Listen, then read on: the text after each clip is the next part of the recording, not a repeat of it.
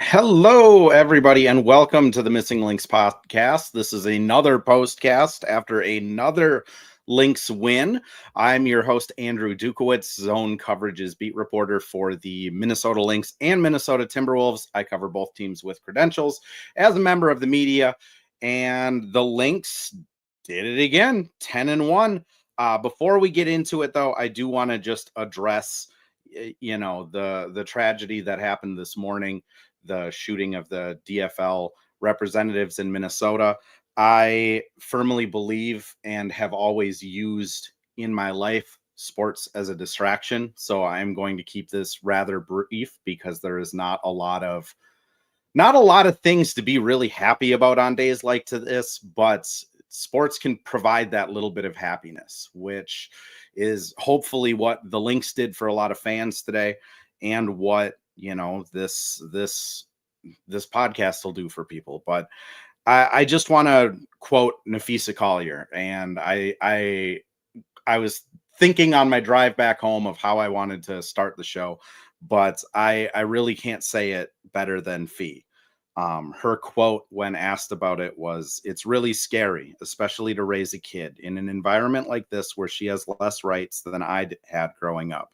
Especially as athletes, we have a platform, and I think we need to use it to speak out about things like this. This is not politics. This is real life and morality and human rights." And I couldn't have said it better than Phee, so I'm not going to try to. This isn't about politics. This is a morality, human rights. This is a life issue.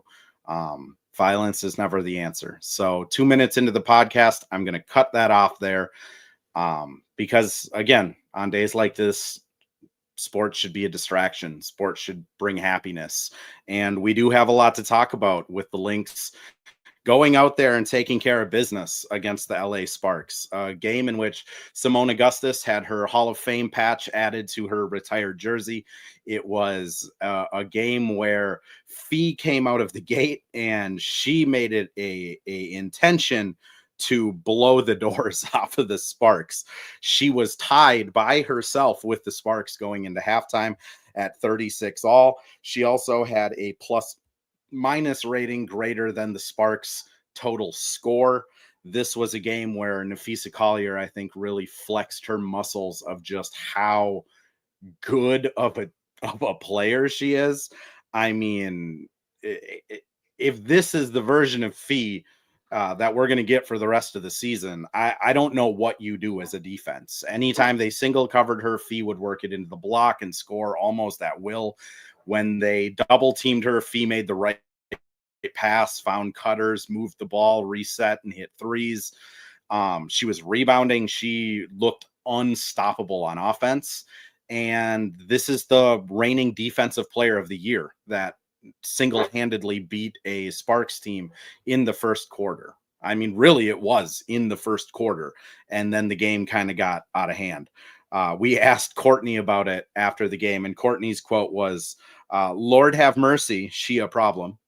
What did I tell you on the bench? I said, you that won." She sat down and I said, "I really can't believe you that won."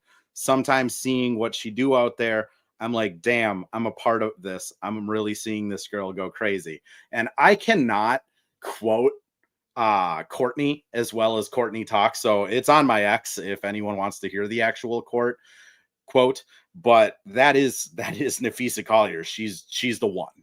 She is the clear best player in the league this year. I know Asia probably has something to say about that, but she's dealing with an injury, and with that injury is just more spotlight on Phee, and that's what we got tonight. This is peak Phee. Don't tell Cheryl Reeve, because Cheryl adamantly refused to say this is the best Nafisa Collier has played, but I mean, Fee's stats speak for themselves. She really probably didn't even need to play in the second half. She probably could have sat the entire second half, but Cheryl did put her in the fourth quarter. I know some fans on like Twitter and even some of the media members were like, "What on earth is Cheryl doing?" But I mean, Phee is the hub of this offense. You got to see what your bench players are going to look like with Phee, especially if it's, Masha, or Masha, Peely, Diamond, any of those players. You got to see what they're going to look like next to Phee in case they absolutely have to play. That being said, my dogs are just barking out there because we're 37 minutes away from dinner time and they think I'm going to starve them. So I apologize for the dog barks. If anyone would like a dog pun, I will oblige in honor of Matthew Collar. Anywho, going back to the Lynx game, the other person that really kind of stood out was Courtney Williams. She apparently was pretty upset about after the Storm game, feeling like she didn't really leave everything out there, feeling like she maybe didn't play with the aggression she's used to, but 17 points, 3 rebounds, 2 assists. She did have a couple turnovers, but she looked awesome in that first quarter. She was playing phenomenally on Kelsey Plum, and she was really kind of giving the whole Sparks team really troubles. She was in passing lanes. She was rotating well. It was just a great Courtney game, which again, if this is, every time we look at this team, it's what is the ceiling going to be? And if that first half is what this team can look like at their peak, it's a championship ready team. I'm going to throw us over to a quick ad read. And then after that, we'll talk about kind of more of the nitty gritty bench stuff. It's playoff time in Minnesota. The energy is electric, the stakes are high, and every move counts. You can feel it, right? The momentum, the nerves, the is this really happening buzz. The spring real estate market in the Twin Cities has the same kind of energy. Headlines are flying out about interest rates, the economy, and what's coming next. It's exciting, yes, but also confusing and a little bit overwhelming. Whether you're thinking about buying, selling, or just wondering if that Zestimate is lying to you, don't overthink it. Go to wolvesrealtor.com and connect with Heather. She's not just a fan in the stands. She's on the court every day with Exit and North Star Realty, reading plays, adjusting the strategy, and helping people make confident moves, not panicked ones. Even if you're just curious or unsure about the next step, wolvesrealtor.com is where you start. No pressure, just real talk, real answers, and a game plan that actually works. Because when it comes to real estate, just like basketball, having the right coach makes all the difference. Go check out wolvesrealtor.com and tell them Matt from the Daily Wolves sent you. Shout out Matt from the Daily Wolves, not only doing an ad read, but also commenting MVP, which, yes. I am going to transition over to the bench, just performances, because let's be honest. McBride had a tough game. She was moving the ball, taking open shots, but objectively 2 for 10 is not a good McBride game. Neither is 0 for 7 from 3, which if any fans want to put the blame on me, I did ask her about her hot shooting yesterday at practice, and I will take the blame because I jinxed it. Alana Smith went out with an ankle injury post game. It didn't sound like that was anything. She was probable to return. She just really didn't need to. And Carlton had kind of the Carlton game we've expected: 6 points, 2 rebounds, 4 assists, and playing good defense. So on to the bench. Natisha Heidemann, 14 points, 5 assists. Just again, awesome. An awesome Heidemann game off the bench. She played the majority of the second half with the second unit. And I think that will show more of just like her, that's going to reflect in her stats, and it's going to reflect in just how her game will be looked at. But did get the chance to ask Cheryl about that after the game. And Cheryl was like, I think T was more frustrated with people not knowing where to go and doing the right thing than T actually having a bad half. Samuelson, Ofer, she was the only Lynx player on the roster not to score today. Did get 3 good looks up. Well, 2 good looks and a hand grenade at the end of a shot clock. But, 20 minutes, she had 4 assists. She had 2 steals in the third quarter where she just quite literally took the ball away, like mid dribble, just snatched it with 2 hands and created a turnover. The story of the game, though, is Masha, the Russian center that they signed about a week and a half ago. 11 points, 5 rebounds, 1 assist, 3 blocks, 2 steals, no turnovers. She did have kind of like a turnover adjacent play, I would say, where ball got stripped, Diamond picked it up, and then got called for an offensive foul. But in 14 minutes, if the only negative play you had was that one play where she got the ball, knocked it out, and then someone else created the turnover, that's a really good game. We again got the chance to ask Cheryl and Phee and Court about Masha after the game, and they just all sung her praises that she works super hard in practice. Cheryl mentioned that she's diving on the floor in practice for loose balls, something that's not often done in any professional sport. And Phee was left kind of speechless, just saying, "I like Masha, excuse me, not Marsha. It's her nickname is pronounced like how Boston people pronounce Marsha." Anyways, she just kind of said a couple times, like, "I just really like Masha. She's in the right spot. She's in the right time, right place. She works hard." Just a really good game from somebody who they desperately needed it from. They could be without Jessica Shepard for the entire month of June, depending on how Slovenia does in Euroball. And if she's gone, they need that big body that can rebound. And in a game where Smith goes down injured, what a game for Masha to show up. Phee also had some really good moments, 4 of 5 shooting. Kind of an oblique reference or shot, I would say, at Phee from Cheryl in the post game. Phee checked out early into the fourth quarter for Phee coming back in, and after the game, Cheryl made a reference that, you know, if you're not going to play defense, you're not going to play. And I kind of took that to mean she was referencing Phee. Phee did have 3 fouls. She got beat a couple times. And after she subbed out midway through the fourth, she did not return. They opted to keep Heidemann in and play Kosu in Peely's place. But Phee offensively, 8 points, 4 of 5 shooting, 2 rebounds. One of them was offensive.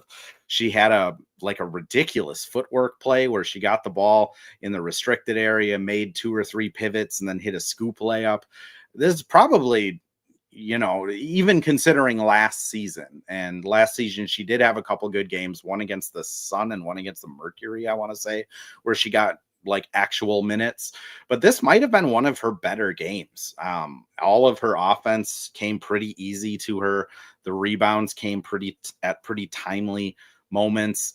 Defense, I think, is just something that Phee, if her positioning isn't going to be right, defense is going to be really hard for her in the W. And she's just a weird size where she's not tall enough to be a center, but she's not really fast enough to be a small or power forward in the league. So for her to get minutes, it's going to have to be just positioning is sound, and she is putting it on on the offensive side of the floor. Diamond also got a little bit of a run, 3 points, 3 rebounds, 2 assists. We did mention the 1 turnover she had where it was off of a Masha loose ball where she hooked. I believe it was Plum. She hooked and got called for an offensive foul. I kind of chalked that up more to just, you know, she's trying to make up on a broken play. I think Diamond played really well. She was 1 of 4, hit a 3-pointer. The other 3 she missed. The shot looked pretty bad, but, you know, her shot is a work in progress. Sometimes it's going to go in, and if it doesn't, it might be an air ball like it was tonight. Notably, Diamond was -8 on the game. She was the only Lynx player with a plus-minus, and that was because she was on the court during that third quarter kind of surge, I guess. I don't know if I'd call it a surge. They got it to down 19 before Cheryl put in reinforcements, but Diamond was a part of that. She did have 2 fouls as well. Her positioning just doesn't look great a lot of times on defense, which, you know, the hope is that one of those 2 was going to make a leap forward this year, and they're both showing flashes. It's just still hard that they're not showing flashes consistently, because that means when Shepard comes back, they're probably not going to get the minutes to show those flashes. The last person on the bench I want to highlight, though, is Olari Kosu. Ola is her nickname. She's the 20-year-old rookie that they drafted from Russia. No one really thought she'd be here, but she is on this roster, and 3 points, had an assist tonight. And this was a game where, like, you can see the path. She is very athletic. She is very fast on defense. She made kind of a mini mistake against the Sparks towards the end of the game where, She was out of position a little bit, guarding a corner. Ball swung around to him, and she was able to, in like 2 side steps, completely make up all of the ground she was out of position for. I mean, there is a path for her to be really good. On offense, her one bucket was a pretty good, like, footwork, Euro layup, scoop shot, weird thing. Funny story, after that, she apparently screamed something in Russian towards the Lynx bench. And coach brought it up in the post game that she yelled something and Cheryl asked her if it meant "and one" in Russian, and Olari got super embarrassed and refused to translate it. Something that Court and Phee also said that she wouldn't translate it. So I'm kind of curious what Russian swear word she said. So if anyone can find the audio and transcribe Russian, hit me up on X. But Ola scored her first basket. I was super excited for her. She has been, out of all of the practice availabilities, I want to say in all of them, she's been the last person still working. And I always preface that of, different players have different routines. Some people like to go and like get treatment and then they come back out. Other people like to show up early and get work in.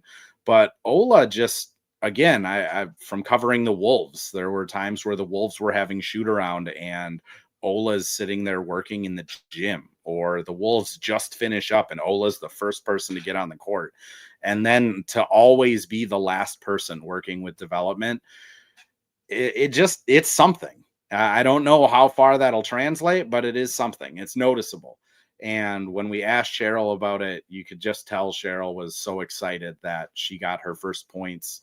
When we asked Phee and Courtney about it, Phee and Courtney especially, just really said, she works so hard. She's just such a sweet kid and she just works so hard.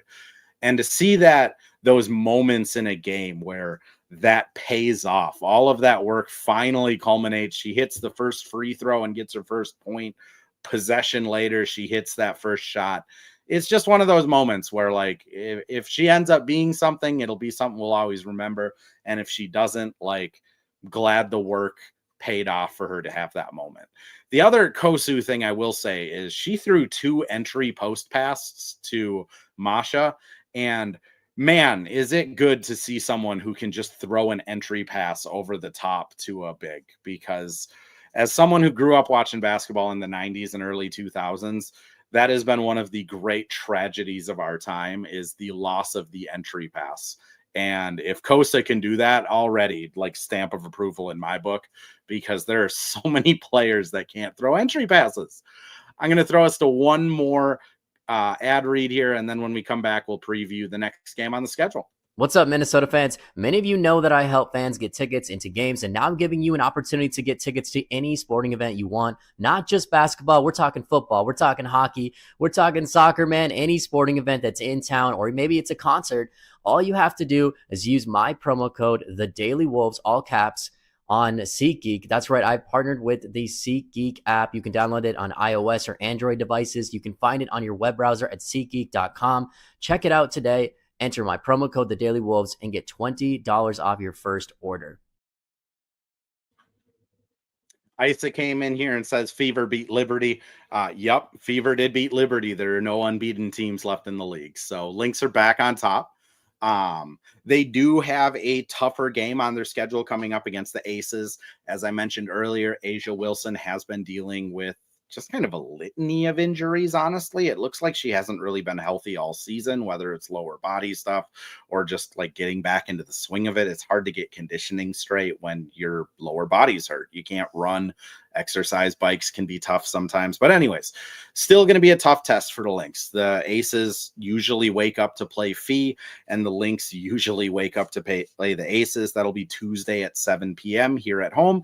It is also the last game of the Commissioner's Cup, which the Lynx are currently tied with Seattle. And even though the WNBA says that points is the tiebreaker, they have Seattle listed ahead of the Lynx. I wanted to make sure I got that right on their standings. So I think the Lynx hold the tiebreaker and will represent the West for the Commissioner's Cup. However, the WNBA currently has them sitting in second because they lost to the Storm.